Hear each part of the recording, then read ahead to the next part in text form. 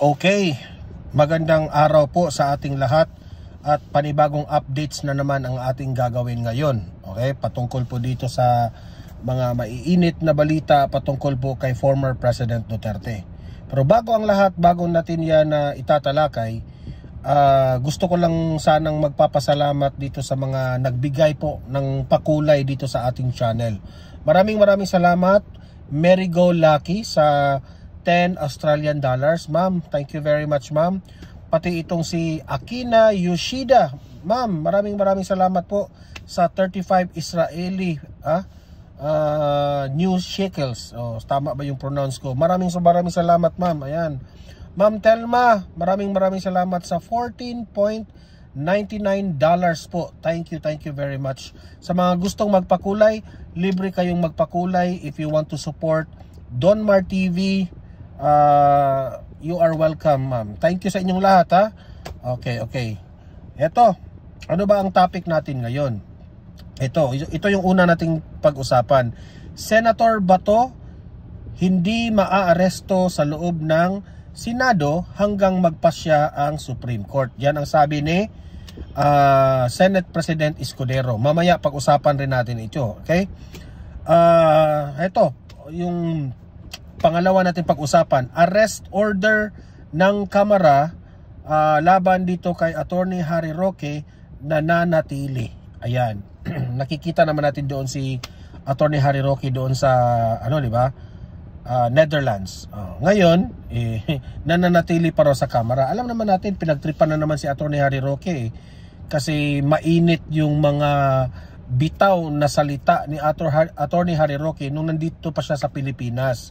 Marami kasing na mga natatamaan di ba? Ito, pangatlo nating pag-uusapan. Pagdinig ng Senado sa Duterte arrest, itinakda sa March 20. Okay, so it's a good thing na dapat pag-usapan yun kasi alam naman natin na hindi po nagugustuhan ng taong bayan yung ginawa na ni Torre sa pag-aresto kay Tatay Digong. Okay? Sige. Tingnan natin, ha? Ito pa. House Quadcom hindi makikipagtulungan sa ICC. Sabi ni Representative Barbers. Hay, nako. Ang korne nyo talaga.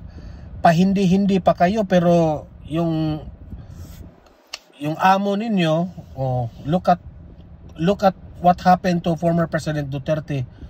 Ay nako, Barbers, wag ka nang magsalita, Barbers, sa totoo lang. Okay? Ito, OSG tumangging ipagtanggol ang pamahalaan sa habeas corpus petition ng magkapatid na Duterte. Ayan. Siyempre, tingnan lang natin ang developments dito. Kasi po,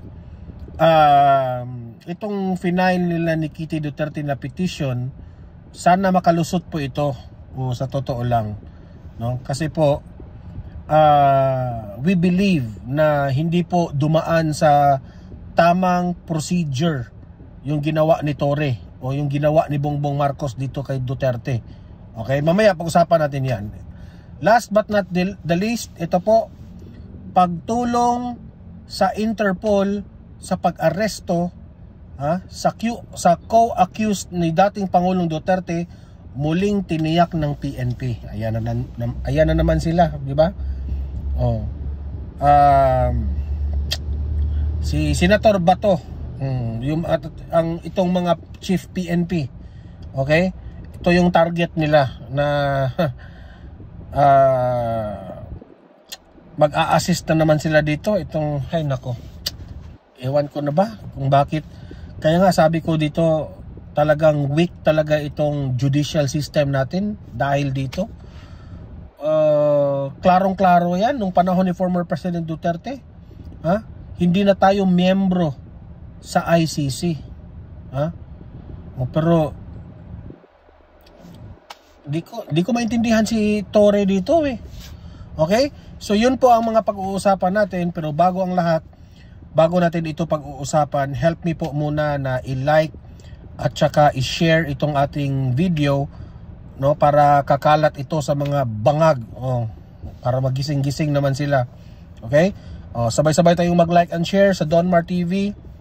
1, 2, 3, go.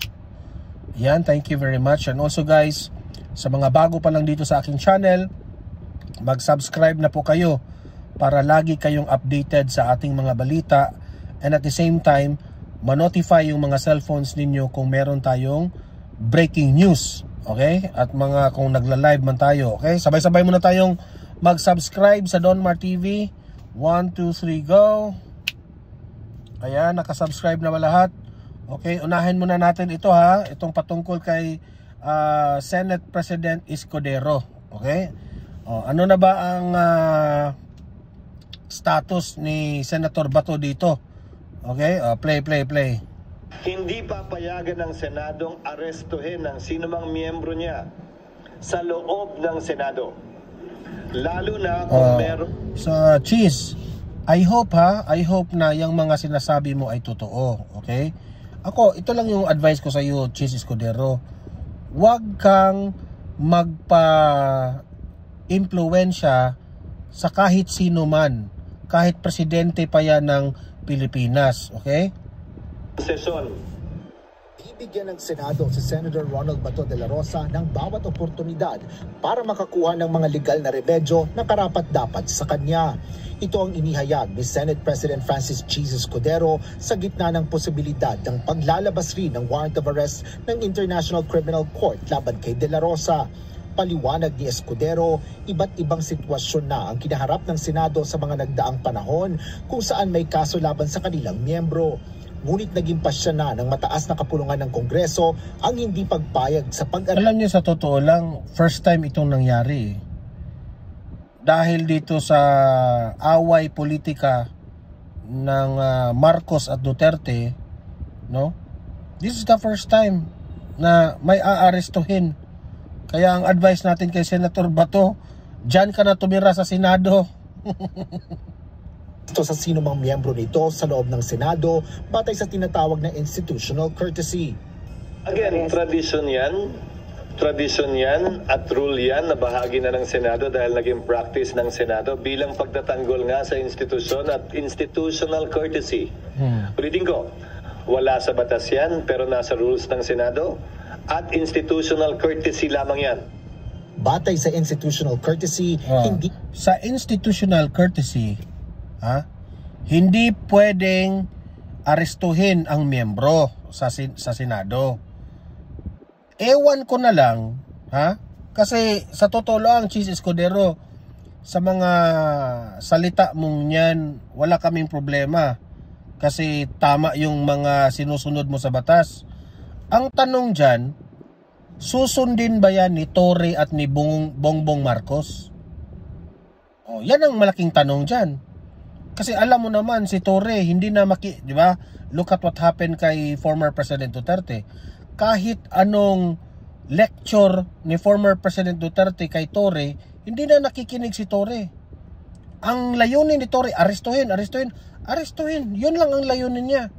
Kaya nga sabi ko, ako po ay natatakot para kay Torre. Kasi by the time na hindi na po presidente si Bongbong Marcos, baka one of these days, maraming kaso itong si Torre. Play. Papasukin ng mga pulis ang Senado para pusasan ng sino mang miyembro nito, may sesyon man o wala. Ngunit habang nasa loob ng Senado, maaaring gawin ang lahat ng legal remedy para rito, maliban na lamang kung kusang lumabas ang senador sa Senado. Ngunit nilinaw ni Senador Escudero, alam mo, Bato de la Rosa, dyan ka na lang tumira sa loob ng Senado. Magdala ka ng kumot dyan, o lahat ng pamilya mo, dalhin mo dyan. Ay nako. Kasi wala na tayong tiwala dito sa gobyernong Marcos na hindi habang panahon ay ganito ang sitwasyon. Aniya, hindi nila papayagan ang pag-aresto hanggang mabigyan si Senador de la Rosa ng sapat. Alam nyo no, kapag si Bato de la Rosa ay nasa loob ng Senado, tapos maaresto pa rin siya at dadalhin doon sa ICC, talagang insulto yan sa Senado. Imagine legislative, okay? Sa loob ng legislative branch yan, insulto talaga yan. Hindi po pwede yan. Pero kung hahayaan ito ni Bongbong Marcos, wala na talaga. Parang tama talaga yung sinabi ni former President Duterte na patungo na sa diktadorya itong si Bongbong Marcos.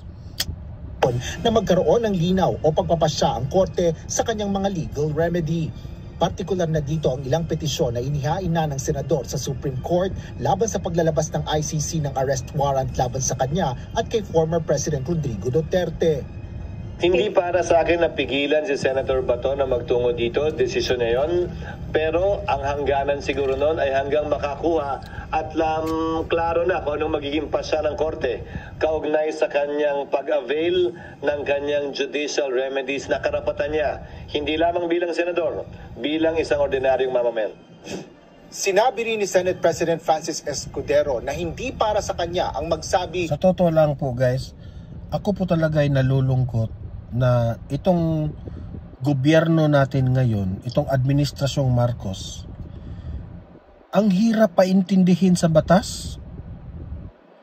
Sa totoo lang, yan ang ano ko mahirap talaga silang paiintindihin sa batas. Especially itong si Ang iniisip ko nga panahon na kasuhan itong si Torre sa mga ginagawa niya, ang tanong ko, willing ba na mag-back up itong si Bongbong Marcos? Ang tanong, what if hindi na presidente si Bongbong Marcos niyan? Di ba? So, Torre should think, ako analysis ko lang ito Torre should think sa kanyang mga galaw. Hindi basta-basta, alam mo, binaback upan ka ng presidente, panahon ngayon ng administrasyong Marcos, confident ka. Hindi may panahon yan may panahon na wala ng power yung amo mo, di ba?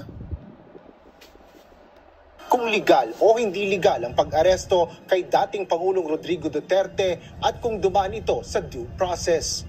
Sa halip, ipinaliwanag ng mambabatas kung ano ang maaaring mangyari sakaling panigan ng Korte Suprema ang petisyon para sa writ of habeas corpus ng kampo ni Duterte. Partikular dito ang pagpapalitaw o pagpapauwi sa dating Pangulo habang nasa yan ang magaling. Ako I'm hoping na papanig talaga ang Korte Suprema dito talagang matutuwa ang mga Pilipino niyan. Korte Suprema, ito yung tatandaan mo Huwag kayong matakot na si Bongbong Marcos ang administrasyon ngayon. Kung ako sa inyo, Korte Suprema, makinig kayo sa sigaw ng taong bayan. Alam ninyo na ang taong bayan ngayon, Luzon, Visayas at Mindanao, Duterte po ang isinisigaw. Kung papanig kayo kay Bongbong Marcos, alam nyo na si Bongbong Marcos hindi yan mananatili sa kanyang pwesto. I hope there will be no cheating sa darating na eleksyon. Yun lang ang aking ipinag-pray. Ito ng ICC. Kasi sa totoo lang, wala na ako in my opinion, wala na talaga akong tiwala sa gobyernong ito. Wala na nga akong tiwala sa House of Representatives. Ang dami-dami na nilang ginagawa, panggigipit sa mga Duterte. Di ba? Anumang desisyon ng Korte Suprema, hindi binding sa ICC. Dahil wala namang jurisdiction ng ICC doon. Pero binding ang anumang magiging desisyon ng Korte Suprema, kunwari lang, sa mga opisyal ng pamahalaan. So kung mangyayari yon, ang gagawin ng Korte, pag-uutos sa pamahalaan na gumawa ng mga hakbang para may sakatuparan yon. Sa pamamagitan ng pag-intervene halimbawa sa ICC, pero sa dulo, desisyon pa rin ng ICC yon. Dahil anumang desisyon ng Korte Suprema, binding lamang sa mga opisyal ng pamahalaan at mga Pilipino at sa Pilipinas kung saan siya may jurisdiction. Dagdag pa dito, binigyan diin ng Senate President na dapat sundin ng pamahalaan ang anumang maging kautusan ng Korte Suprema kaugnay ng pag-aresto kay dating... ang tanong ko dyan, si Bongbong Marcos, susunod ba dito? Si Romualdez, ang mga tuwadkom, sasang-ayon ba dito? Kasi equal powers yan judiciary, di ba? So dapat natin respetuhin ang judicial system, di ba? Pangulong Duterte. Asher Cadapan Jr., UNT. Ako, I'm hoping no na itong mga tauhan sa mga government officials sa judicial system, wag kayong magpa-impluwensya sa executive at sa legislative, di ba? Doon lang kayo sa tama kung anong basing on your investigation dito sa petisyon na ito. Okay? Ito, punta tayo dito sa patungkol naman dito kay Attorney Harry Roque. O, play. Nananatili ang arrest at contempt order ng House Quadruple Committee laban kay dating presidential spokesperson Attorney Harry Roque. Ito ang binigyang diin ni House Quadcom overall. Sa totoo lang, no? Itong Tuwadcom, matagal na itong atat ni Attorney Harry Roque. Desperado itong mahuli si Roque. Chairperson, Surigao del Norte 2nd District Representative Robert Ace Barbers, pinatawan ng kontempang abogado dahil sa hindi nito pakikipagtulungan sa investigasyon ng House panel kaugnay ng illegal Philippine offshore gaming operators o POGOs. Gayunman, hindi sapat na dahilan ng arrest at contempt order upang ipaaresto ang abogado sa pamamagitan ng International Criminal Police Organization o Interpol. Yung jurisdictionally kasi yung contempt order ng House nasa Pilipinas lang yun. No. I think Interpol will only come into the picture if there's already a case or a case has already been decided or a warrant should be served to the person or to the suspect that is not... wala namang case eh. Alam naman natin na kinontempt ninyo si Roque pero hindi nyo makontempt kasi hindi nyo na makita, di ba? Yan ang hirap kasi sa Tuwadcom eh.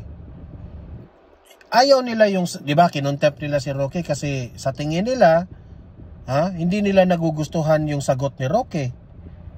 Yun lang ba ang kasalanan ni Roque? Di ba? Yung mga bintang ninyo kay Roque, kung sa tingin ninyo may malaki kayong ebidensya, kasuhan ninyo si Roque. Diba? Kinontempt nyo pa eh. Doon kayo mali eh. Within its jurisdiction. Nang matanong naman ng media si Palace Press Officer Undersecretary may naniwala pa ba dito? Ay nako. Claire Castro hinggil sa presensya ni Attorney Roque sa The Hague, Netherlands. Sinabi nito na makabubuti kung ipapanawagan rin ng Duterte supporters ang pag-uwi sa Pilipinas ni Attorney Roque at hindi lamang ni dating Pangulong Rodrigo Duterte. I cannot speak in behalf of the Quadcom, in behalf of the House of Representatives because it's the arrest warrant ng House ang hindi napapatupad dahil sa pagtatago ni Attorney Harry Roque. Pero pagtatago raw ni Harry Roque, meron bang nagtatago na nakita sa media? Nagpakita sa media si Roque. Claire Castro, fake news ka na naman ha. Hindi siya nagtatago kasi nakita natin sa mainstream media. Nandun siya sa sa Netherlands. Yun ba ay pagtatago? Yung pagtatago, yung hindi talaga nakita. 'Di ba? Isa ka ring yun ang hirap sa iyo. Isa ka ring mali yung mga impormasyon na ibibigay mo sa taong bayan eh. Mas maganda po siguro na i-challenge po talaga natin siya na siya po yung umuwi. Kasi di ba bring home. Nandyan na naman tayo sa challenge na yan. Meron ba yan sa batas ng challenge na yan? Huminto ka. Ha?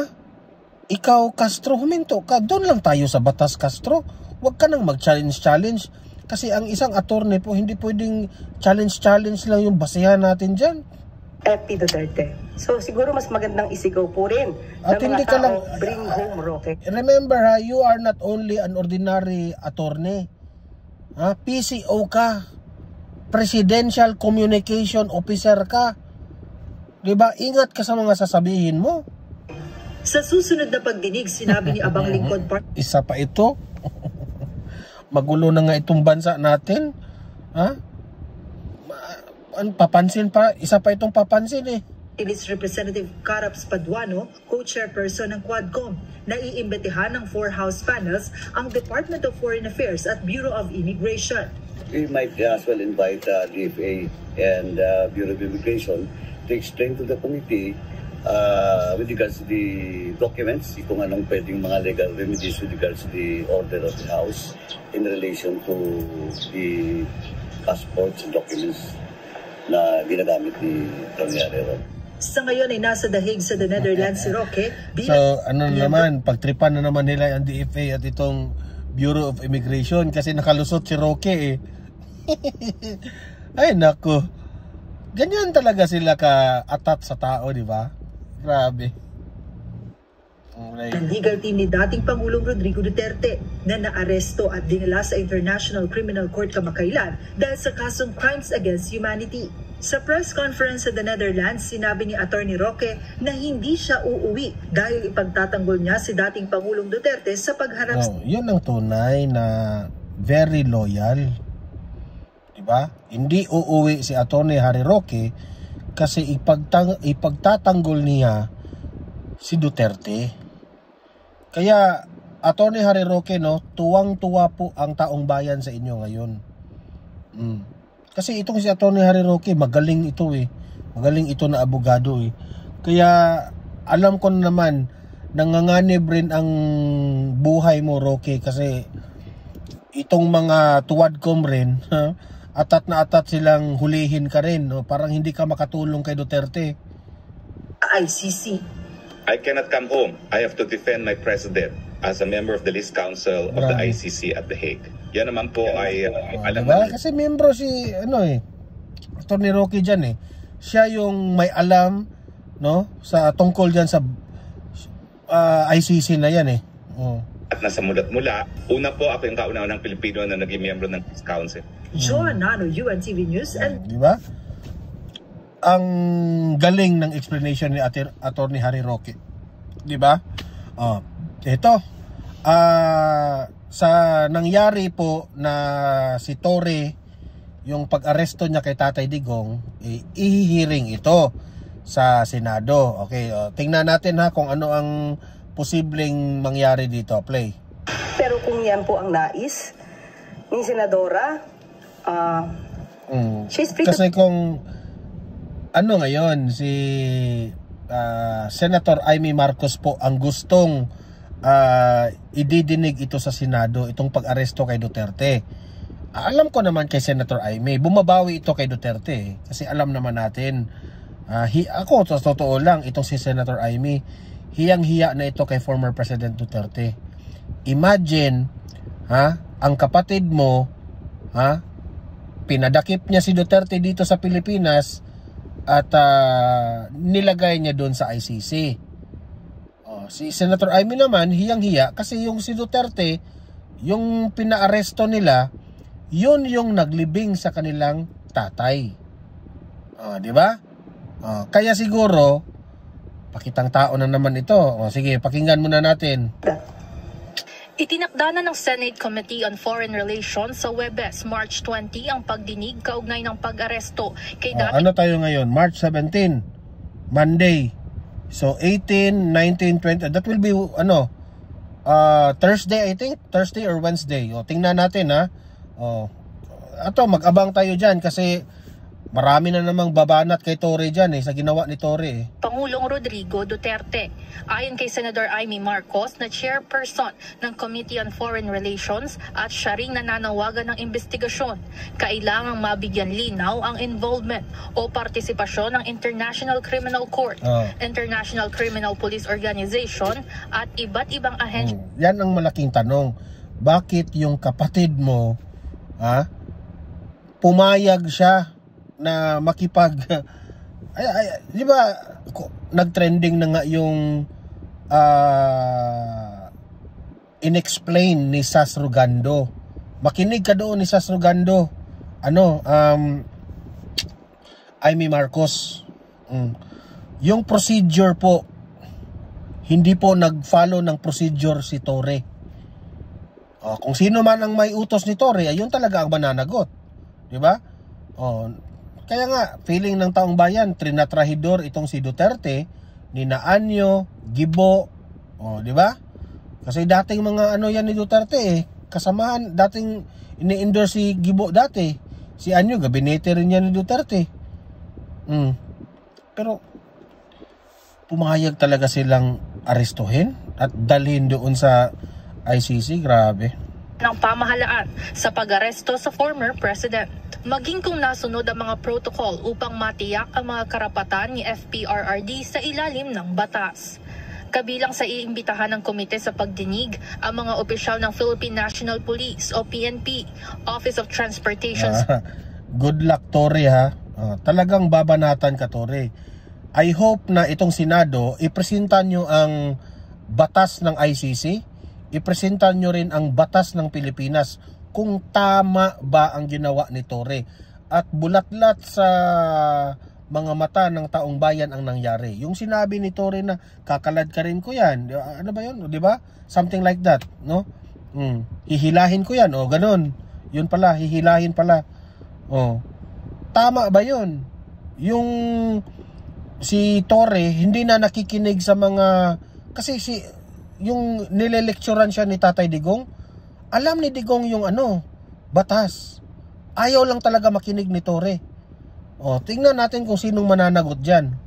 Security sa ilalim ng Department of Transportation o OTS-DOTR at Department of Justice o DOJ. Gayon din ng Department of Foreign Affairs o DFA, National Security Council, Civil Aviation Authority of the Philippines o CAAP at iba pang resource persons at mga saksi.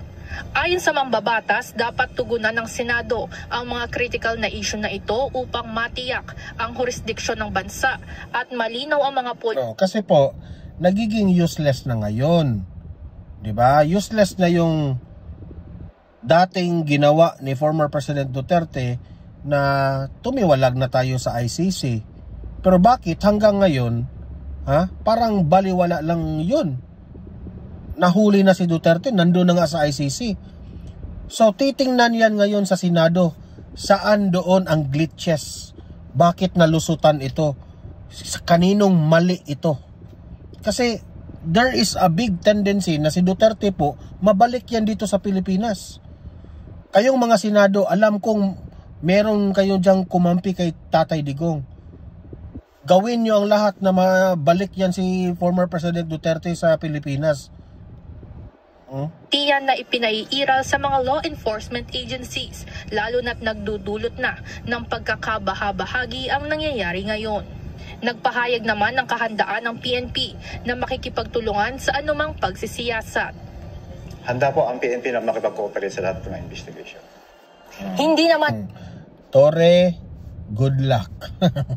Good luck. Pipigilan ng Malacanang ang presidential sister sa plano nito.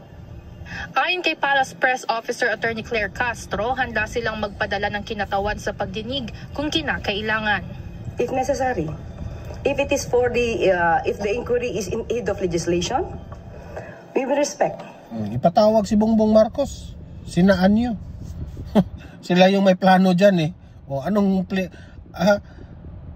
ang tanong dito, yung redacted na nandoon po sa ICC, ano yung laman doon sa redacted? Ano yung pinag-usapan ng administrasyon natin at sa ICC? Yun ang gustong malaman ng taong bayan. The request of Senator Amy. Umaasa naman si Senate President Francis Escudero na makakatulong ang investigasyon upang si Claire Castro hindi siya makabanat ni Senator Amy. Kasi kung babanat siya ni Senator Amy, baka maano ka dyan, malaglag ka dyan sa kinatatayuan mo. Bigyan linaw ang issue. Kung ang concern ni Senator Amy ay grabe na yung divisiveness o pagkakawatak-watak natin, edi sana ang maging dulo ng kanyang pagdinig ay maghilom tayo at magkaroon ng pagkakaisang muli at hindi lalo pang dagdagan. Kung yun ang pakay niya, sang-ayon ako sa pakay na yon. Ivan Alvarez, UNTV News and Rescue. Yan ang hindi inisip ni Bongbong Marcos eh. Ginawa niya itong pag-aresto ni Duterte na hindi niya alam. Kaya nga, nag-post ako sa page ko eh. Sabi ko, di ba? Duterte calculated it well. Kinakalculate na ito ni Duterte. Look at now. From Luzon, Visayas, and Mindanao. Sobrang dami po ang mga nagmo-motorcade, nagrarally po. Ang sinisigaw Duterte.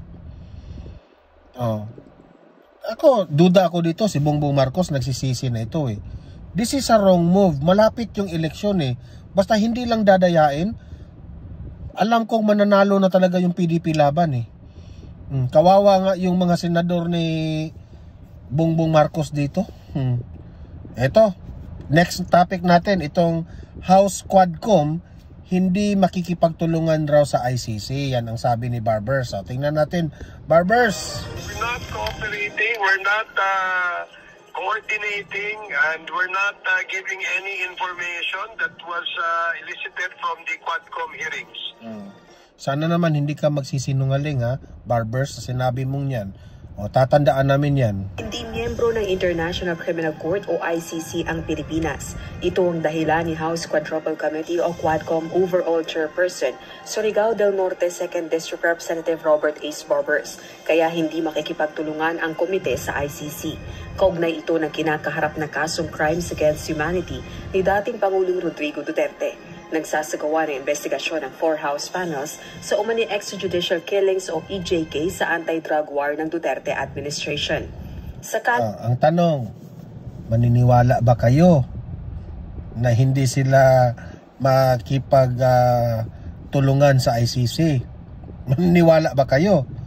Kasi marami ng beses na itong mga desisyon ng House of Representatives na iba yung kanilang mga sinasabi sa kanilang ginagawa. Ako duda ako rito. Sa totoo lang this is my own opinion. I might be wrong, I might be correct, but I want to share my opinion. Ang opinion ko dito, ang ipalabas nila, hindi sila makipagtulungan sa ICC. Diba? Para naman, yung kampo ng mga Duterte, hindi po sila makapaghanda-handa.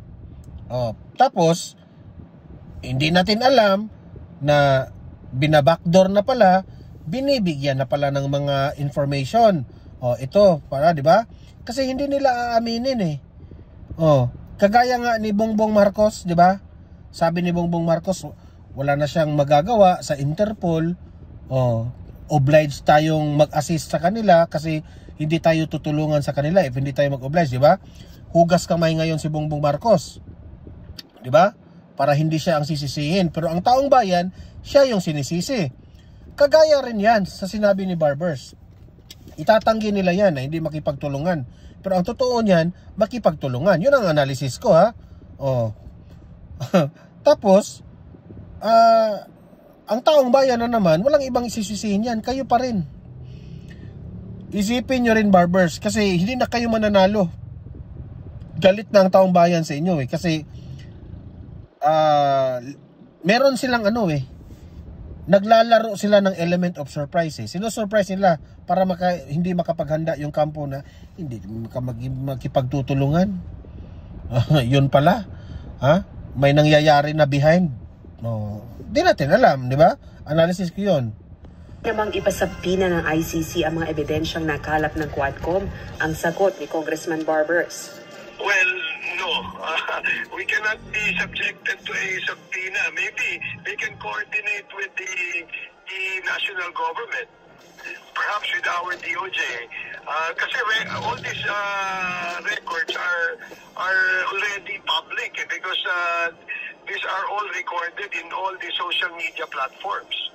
Sa kasalukuyan, wala pang pakikipag-ugnayan ng ICC sa Quadcom.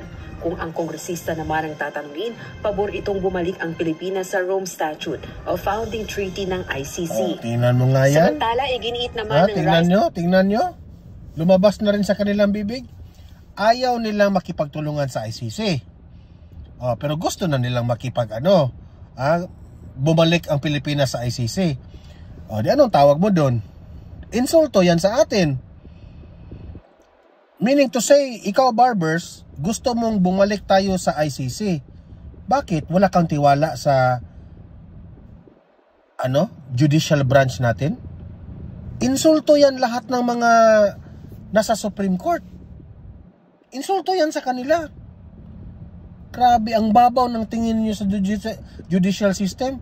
Nahala, kayo na yung magaling. Up for Life and Rights, isa sa mga complainants sa ICC sa kasong crimes against humanity. Kasi kung babalik tayo sa ICC, ay nako, insulto sa mga members ng judicial system, para na ring binabawasan nyo ang kanilang power dyan. Grabe naman kayo. Ang kapal talaga ng mga muka nitong mga taong to. Laban kay dating Pangulong Rodrigo Duterte, hindi dapat pagbigyan ng ICC sakaling humiling ng interim release ang kampo ng dating Pangulo. Ayon sa grupo, malinaw na nagpapatuloy ang banta sa pamilya at kaanak ng mga biktima ng drug war killings ng Duterte Hate Network sa pamamagitan ng online bashers. Dapat din nilang mapigilan ang pagbalik sa Pilipinas ni Duterte. Paano yan? Merong mga nabubuking Nagdala-dala sila doon ng mga patayng tao, mukha ng patayng tao, pero yun pala, buhay yung iba. Yung iba, biktima lang pala sa hazing, ganun. Sino pa namang maniniwala dyan sa EJK na yan? Mas lalo talagang naniniwala na lahat na si Duterte po ay walang masamang ginagawa. Kasi scripted yan Dahil sa posibilidad ng pagiganti nito, ipinapakitaan nila ito sa record ng panghihikayat nito sa mga taong maghasik ng karahasan. Kabilang sa mga legal na hakbang na maaaring gawin ng kampo ni Duterte ang isang petisyon para sa interim release nito. Sa pamamagitan nito, maaaring mapalaya sa kulungan ng dating Pangulo habang naghihintay ng muling pagharap sa pre-trial chamber para sa confirmation of charges laban sa kanya. Rosa Licoz, UNTV News and Rescue. Yun po. Punta tayo dito. Itong OSG raw tumangging ipagtanggol ang pamahalaan sa bakit kaya? Di ba? So there is a big chance siguro ito na itong petisyon ni Kitty matutuloy ito play. Dante, kung umatras ang Solgen para ipagtanggol ang panig ng gobyerno dyan sa petisyon ng mga Duterte, sino ngayon ang kakatawan sa mga respondents dyan sa kaso?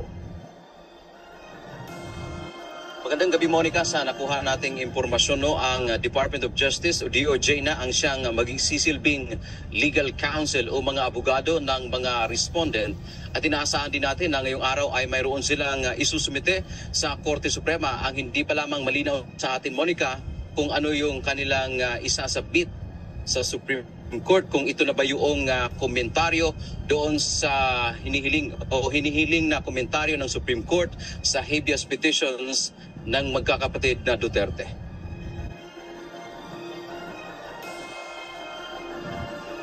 Unang naglabas ng impormasyon si dating Presidential Legal Counsel Salvador Panelo hinggil sa pag-atras o pagtanggi ng Office of the Solicitor General o OSG na irepresenta ang respondents sa Consolidated Habeas Corpus Petition na inihain ng mga anak ni dating Pangulong Rodrigo Duterte sa Korte Suprema noong nakaraang linggo. Hiniling ng magkapatid na Mayor Baste, Congressman Pulong Duterte at Kitty Duterte sa korte na ibalik ang kanilang ama sa bansa at ito ay palayain. Sa halip na sumagot sa kautusan ng korte hinggil sa petisyon, naghain kanina ng manifestation at motion ang OSG na nagsasabing ayaw nilang maging abogado ng pamahalaan o mga respondent. Ayaw nilang maging abogado ng pamahalaan. Meaning to say, malaki pa rin ang respeto nila sa mga Duterte. Diba? Kasi kokontrahin mo yung mga anak Diba? Si Guevara dyan, kaibigan man yan ni Duterte. Diba? Sino kaya ang papalit dito? Yan ang malaking tanong. Ako pa ni Guevara, magdesisyon ka. Bakit ka natatakot? Takot ka kay Bongbong Marcos? Separate powers kayo, wala siyang magagawa dyan, di ba? Sa halip na mag-comment, nag-file sila ng manifestation at sinasabi nila na humingi sila ng permiso na hindi nila po pwedeng i-represent ang mga respondents. Lucas Bersamin, si PNP Chief Marbil, Secretary Remulla at si General Torre. Anong ibig sabihin doon? Sabi ng OSG, March 17, 2019 ay naging epektibo ang pag-atras ng Pilipinas sa International Criminal Court o ICC. Ulit.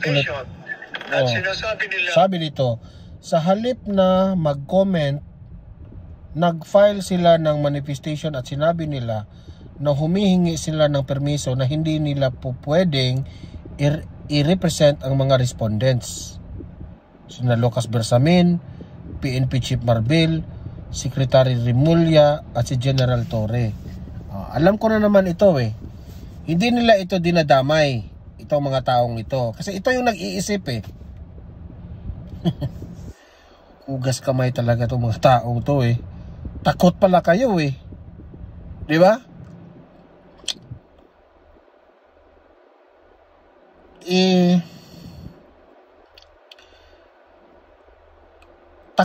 Ako sa totoo lang, baka lang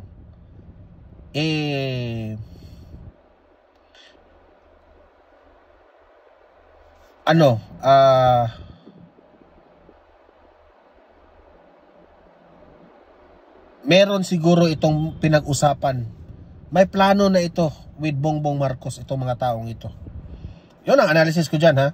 I might be wrong, I might be correct. Na ito yung gagawin nila kung ganito yung mangyari. Naglalaro sila ng strategy. Duda ako rito eh. Hindi ko pa mabasa kung sinong ipapalit nila dito eh. Okay. Na humingi sila ng permiso na hindi nila pa pwedeng i-represent ang mga respondents. Lucas Bersamin, si PNP Chief Marbil, Secretary Remulla at si General Torre.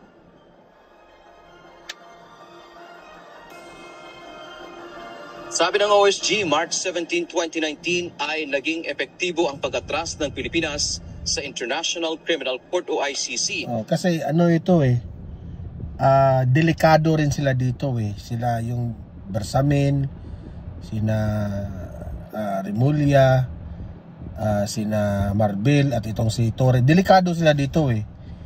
Kasi kung pagbabasihan natin ang konstitusyon natin na talagang tumiwalag na tayo sa ICC, delikado sila. Bakit nyo inaresto at ngayon nasa kamay na ng mga dayuhan yung ating dating Pangulo? Sabi ko na nga ba? Duda ako dyan na posibleng sila yung mananagot rito. Isa sa mga mananagot. Kasi alam mo, hindi po pwede na ibintang nyo yan kay Bongbong Marcos. Kasi si Bongbong Marcos hindi makulong kasi may immunity yan eh. Sinong ikulong mo? Kayo. Diba? Good luck Torre, good luck Bersamin, good luck Remulla. Yun ang masasabi ko. Marbil, good luck rin sa inyo. Yun lang masasabi ko dyan. Panito, hindi admissible ang panahon. Kaya walang obligasyon o walang obligasyon ng Pilipinas na makipagtulungan o kilalanin ang anumang proseso. Sabihin nyo yan kay Bongbong Marcos, walang obligasyon pero pina-aresto niya. Galing sa ICC pagkatapos na maging epektibo ang pag-atras ng bansa sa Rome Statute. Binigyan din pa ng Office of the Solicitor General dahil sa matatag nitong posisyon na wala ng jurisdiksyon ang ICC sa Pilipinas at gumagana naman ang investigative, prosecutorial at judicial system ng bansa. Hindi magiging epektibo ang OSG. Pero wala na, na-insulto na yung judicial system natin. Wala na, ininsulto nyo na. Noong dinala si Duterte doon sa wala na. Wala nang kapangyarihan yung ating judicial system. Kasi kayo mismo giniba nyo ang kredibilidad ng eto namang ating Supreme Court. Bakit tahimik kayo? Wala kayong ginagawa at that time. Dapat yung ginawa ni Torre, yung panahon na yun dapat nag-interrupt kayo doon. Dapat nakisali kayo doon. Hinayaan nyo na si Duterte at si Torre lang ang mag-usap. Dapat nag-enter na yung yung Supreme Court doon eh. Makatawan o ipagtanggol ang mga respondent kaya tumanggi itong maging parte sa kaso. Kaugnay nito, naniniwala naman si dating Presidential Legal Counsel Salvador Panelo na makatutulong ang pagtanggi ng OSG na maging abogado ng respondents sa kaso ng dating Pangulo sa ICC. Tamaan niya ang ginawa ng OSG na huwag ipagtanggol ang gobyerno sa illegal na ginawa nito. Definitely, because it effectively admits. Sinasabi na nga nila, posisyon ho namin walang jurisdiction ng gobyerno ay ang ICC sa ating gobyerno, sa ating bansa. Kung ikaw naman ang abogado, publicly, officially, yun ang posisyon mo. Paano ka papasok sa Supreme Court at ipagtatanggol mo yung mga dinimanda na gumawang illegal at batay sa kanilang pananaw na may jurisdiction? Di ba taliwas yun, saliwa, saka baka pamakasuhan pa sila. Monica, sa isang... Talaga sabi ko, ang galing talaga ng kampo ni Duterte. Magaling talaga yung kampo ni Duterte dito eh. Dito na ang labanan. Ito na yung tunay na labanan eh. Hayag ng tagapagsalita ng Korte Suprema na si Attorney Camille Ting, kinumpirma nito na natanggap na nila ang motion at manifestation ng OSG kaninang alauna ng hapon. Kasama nga sa motion ng OSG ay huwag na magiging bahagi ng respondent si Solicitor General Minardo Guevara. At exactly nga. Ikaw naman, Guevara, huwag kang you have your own powers, di ba? Huwag kang pumansin dyan sa executive. Kanikang ngayong araw ang ika-6 na taon mula nang kumalas ang Pilipinas sa Rome. So, ito, punta tayo dito ha. Ito rin, sa Interpol, sa pag-aresto sa co-accused ni dating Pangulong Duterte, muling tiniyak ng PNP. Hindi pa rin tumitigil itong PNP. Ang target dito, sina Bato, yung mga chief PNP ni Duterte, idadamay na naman nila dito. Play natin to. Sa ngayon po is wala pa po tayong na-monitor po na arrest warrant po para doon sa kanilang mga co-accused. Wala pa, pero ano ba, may plano ba kayo? Kasi inaresto niyo na si Duterte eh. 'Di ba? Meaning to say, ang kasunod niyan, yung mga pulis na naman na under sa yung sa operation sa war on drugs. If ever na meron ulit at humingi ng tulong ang Interpol sa PNP, ano po mag-decision? The same procedure po, katulad po na banggit ni Spokesman Fajardo, na ito po yung commitment natin po sa ICC. The same procedure po kung hingi po sila sa atin ng tulong. Ngayon na sila magsasabi na yung commitment natin sa ICC. Pero nung nilekturan kayo ni Duterte sa pag-aresto, binabaliwala nyo. Ngayon lang din nyo na-realize na ang dami nyo ng mga violations. Di ba? Ngayon, todo tanggi na sila. Wala tayong hindi tayo makipag-cooperate sa ICC. Tingnan natin kasi action speaks louder than words. Sa mga sinasabi nyo, ganyan. Pero yung action ninyo, mali-mali. Ay the same accord po ang ibibigay po natin sa kanila. Muling makikipagtulungan ng Philippine National Police sa Interpol. Ito'y sakaling humingi ng tulong ang mga ito para arestuhin. Ginawa talaga nilang palusot itong Interpol. Mga tangina nyo. Ay nako. Ilang mga dating opisyal ng PNP kaugnay sa war on drugs ng Duterte administration. Ayon kay Philippine National Police Public Information Office Chief, Police Colonel Randolph Tuanyo, ipatutupad nila ang kaparehong proseso sa ginawang pag-aresto sa dating Pangulo. Tumanggi naman si Tuanyo na magkomento sa pahayag ni Senate President Cheese Escudero na hindi nila papayagan na arestuhin si Senator Ronald Bato de la Rosa sa loob ng Senado lalo na kapag mayroong sesyon. Pagdating po doon sa procedure po ng pag-aresto ay kung maaari lang po ay huwag ng pag-usapan. Basta ang sinasabi lang po yung commitment lang po ng Pilipinas po sa pagsisilbi po ng warrant kung sakaling hihiling po yung Ako duda na naman ako dito eh. Ang duda ko rito, itong executive branch, ito sina Bongbong Marcos, may plano sila eh. Di ko lang alam na kasi nakuha na yung gusto nila eh. Nakuha na nila si Duterte na nandun na sa ICC. Ang tanong ngayon, bakit idadamay pa ngayon itong mga sina Bato, itong si Albayalde? Sa tingin ko naman, sa analysis kong ito, no, I'm not so sure kung kasama ba sa plano nila na ipadala sa ICC itong sina Bato. Pero ngayon, what is I'm sure is itong si Roque. Okay, kasi malaking tulong ni Roque doon sa sa Netherlands makakatulong yun kay Duterte eh. Pero hindi ko pa mabasa bakit idadamay nila si Bato. Yan ang hindi ko pa mababasa kasi ano ba, dahil ba si Senator Bato de la Rosa ay tumatakbong senador at isa si Bato na sure win na sa Senado, di ba? Hindi natin alam kung anong pakay nila. So yun lang po ang basa ko dyan. Hugas kamay sila ngayon, nasasabihin nila na hindi kami makipagtulungan sa ICC. Pero kung papasok naman ang Interpol, yun ang gagamitin nila. Sus ko, lumang tugtugin na yan. Ay, grabe talaga itong sinungaling, itong gobyernong Marcos talaga. Okay guys ha, yun ang mag-comment, mag-react po kayo sa mga pinag-usapan natin ha, at patuloy ang ating argumento sa comment section. Don't forget guys na i-like at saka i-share itong ating video para kakalat ito sa mga bangag at magising na sila. And sa mga bago pa lang dito sa Don Mar TV, mag-subscribe na po kayo para updated kayo lagi, okay?